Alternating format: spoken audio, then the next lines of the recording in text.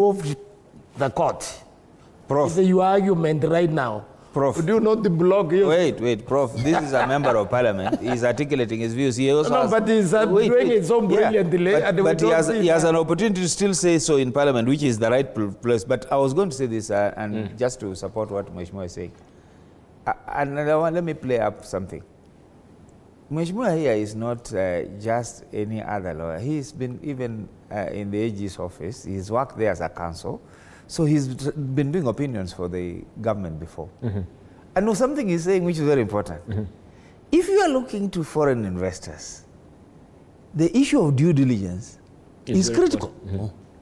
That you are going to invest in what fund? What is the structure of that fund?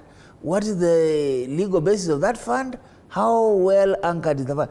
If you can't answer those basic things that Mheshimiwa is saying, what you are dealing with, even though he's talked about economics being a left and right, is what they once talked about voodoo economics. Voodoo. That you want to tell us that once you have this 5 trillion, you will all of a sudden do a bragadabra and you will create magic.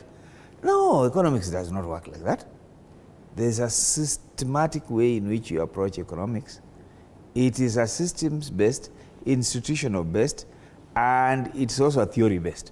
So if you want to tell us that you can actually, and by the way, I don't believe it, that you need to move this country from I don't know where by infrastructure, there is more to it than just infrastructure. Yes, infrastructure is important, but what is it supporting? What are the linkages and what are the backward and forward linkages? Those are critical. If you're going to do a road in Northeastern, that's not a problem. The question is, what else are you doing to generate economy there in order for that road to be economically productive? Those are the things you need to do. And to do that, it means that you have a whole policy thinking.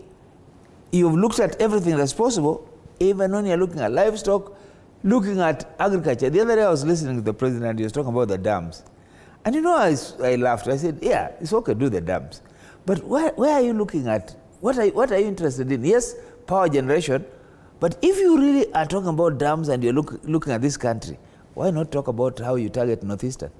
Because there is arid land and there is sunshine and crops can actually grow there in a matter of weeks, not months, weeks. 3 months or say 12 weeks or even 20 weeks, you have a crop mature and selling. And then you have livestock that you can feed from the byproducts and so on. Right. In other words, this country... Which brings a very critical question. I can see also we have a few minutes just remaining. You've raised the northeastern part of this. Yeah, we just started, yes, but we have to finish at 11 o'clock. Yeah. We're northeastern, and this is where maybe Karoli will help us, also in the National Assembly, because we are talking about, of course, the prosperity of this nation.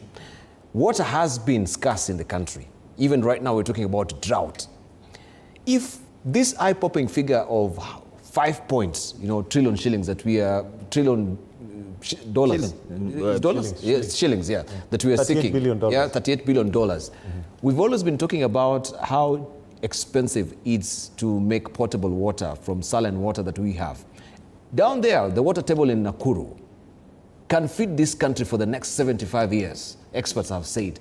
Why can't we concentrate on making sure that this saline water is becoming potable water, that we can irrigate the entire of northern region and feed the country? Or just runoff water, surface water. Yeah. I mean, there's so much... That runoff water also will give us the electricity that you're trying actually to, accrue from all this mega infrastructure that you're actually putting up. If you listen to Mheshimiwa, he actually answered that question. When he was explaining to you the steps that could have been taken. But we're looking at practical issues. Of the shares of Safaricom. That is what responsible people do. The steps that you have described is what responsible people do. That is what we are lacking. We are lacking that responsible leadership. That's why we are not utilizing those resources we are talking about. So our priorities are completely wrong. I mean, look at the parliament passing in billions for State House, and then you can ask yourself whether State House is building bridges and building roads. No, Prof, let's get it right.